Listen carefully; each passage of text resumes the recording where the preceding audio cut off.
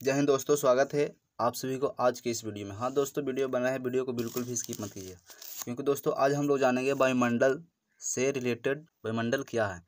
तो इसका जो परिभाषा है दोस्तों, पृथ्वी की चारों ओर फैली हुई वायु की पतली परत को वायुमंडल कहते हैं। यह पृथ्वी की चारों ओर पृथ्वी की गुरुत्वाकर्षण के कारण टिका रहता है। इसमें उपस्थित ओजोन परत बैगनी किरणों से हमारी रक्षा करती है। वायुमंडल में सूर्य की झुलसाने वाली गर्मी से भी हमारी रक्षा करता है। इसमें कई प्रकार की गैस, धूल, कण व जलवाष्प उपस्थित रहते हैं, जो क्षेत्र विशेष के मौसम को निर्धारित भी करते हैं। वायुमंडल जो है दोस्तों, जीवन के लिए एक महत्वपूर्ण घटक है। इसके बिना जीवन की कल्पना नहीं की जा सकती है। वायुमंडल में विभिन्न प्रकार की गैस पाई जाती है, जैसे कि ऑक्सीजन, नाइट्रोजन, कार्बन डाइऑक्साइड एवं महत्वपूर्ण ये सभी गैस पाई जाती है।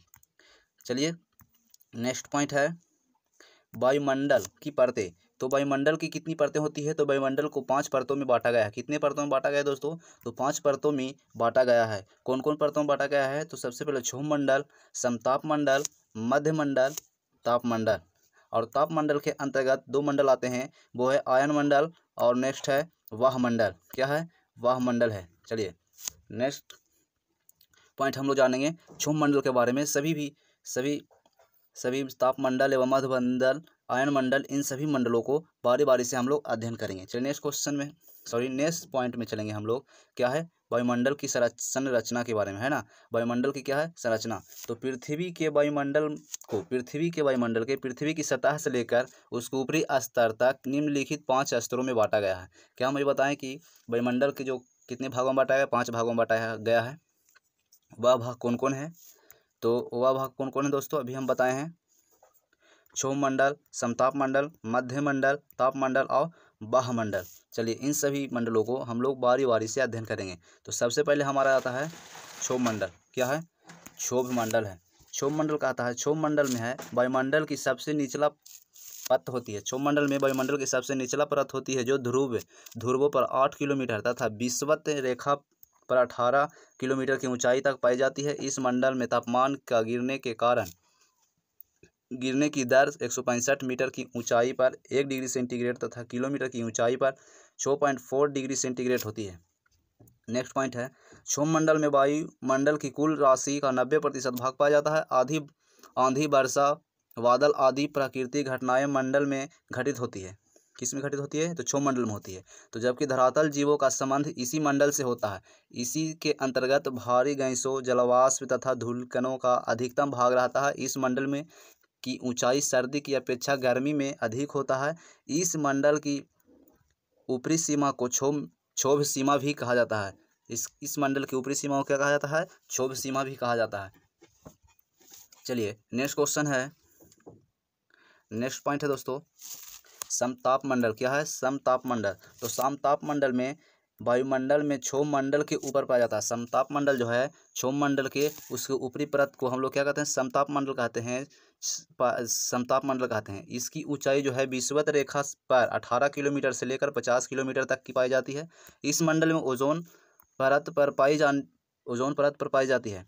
इसके मंडल जो है ओजोन परत पर पाई जाती है, इसलिए इसे ओजोनोस्फीयर भी कहते हैं। इसलिए इसे क्या कहते हैं? ओजोनोस्फीयर भी कहा जाता है। समताप मंडल को किस नाम से भी जाना जाता है? तो ओजोनोस्फीयर के भी नाम से जाना जाता है।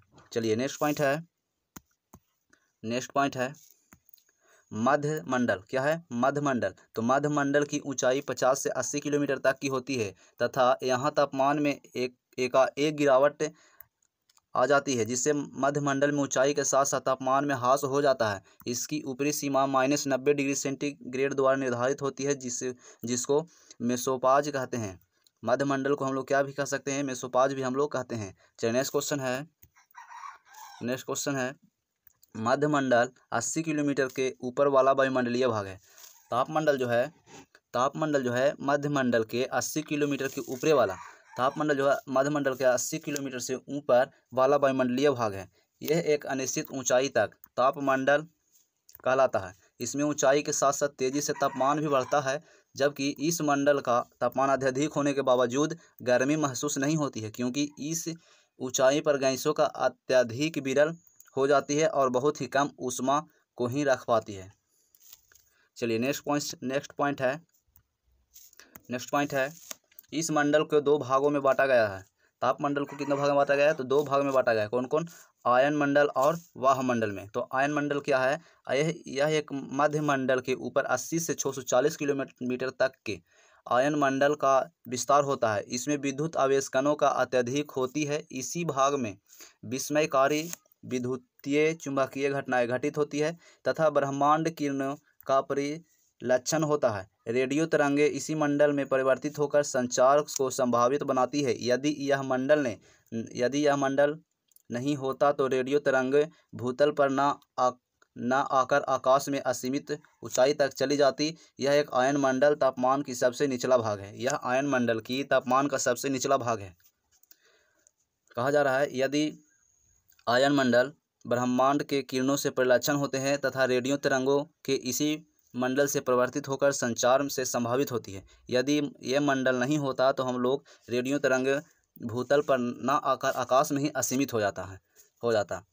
चलिए नेक्स्ट पॉइंट है वाह मंडल। क्या? वाह मंडल। तो वाह मंडल जो है, इसका वाह मंडल का विस्तार 640 किलोमीटर से ऊपर होता है, जबकि इस मंडल के बाद वायुमंडल आंतरिक में विलीन हो जाता है।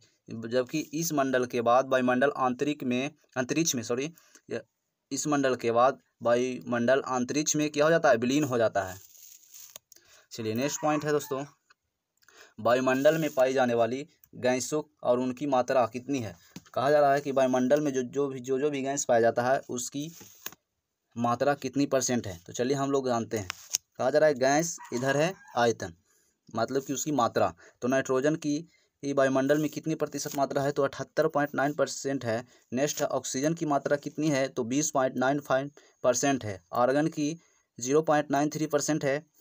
और कार्बन डाइऑक्साइड की बात की जाए तो इसकी 0.03% है। नियॉन की कितनी है?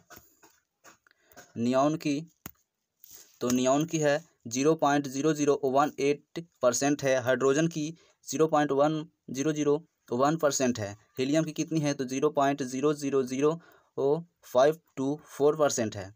क्रिप्टन की कितनी है? तो 0.0001% है। जबकि जेनान का कितना % है? तो 0.00008% है। चलिए नेक्स्ट है ओजोन का कितना मात्रा है? तो 0.00001% है। मीथेन का कितना है दोस्तों? तो मीथेन का है अल्प मात्रा, मतलब कि ना के बराबर है। मीथेन गैस वायुमंडल में नहीं पाया जाता है, अल्प मात्रा में है, ना के बराबर है।